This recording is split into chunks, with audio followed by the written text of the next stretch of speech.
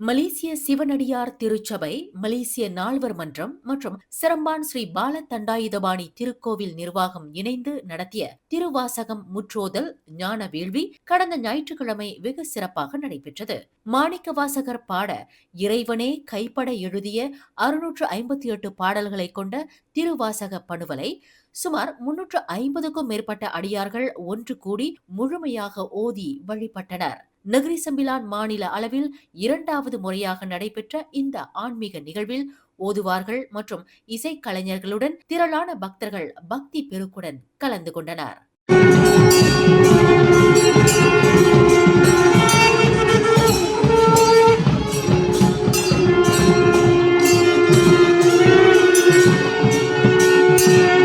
இனி வரும் காலங்களில் இத்தகைய மூற்றோதல் நிகழ்வுகள் மலேசியாவின் அனைத்து மாநிலங்களிலும் தொடர்ந்து நடைபெறும் என ஏற்பாட்டாளர்கள் தெரிவித்தனர்.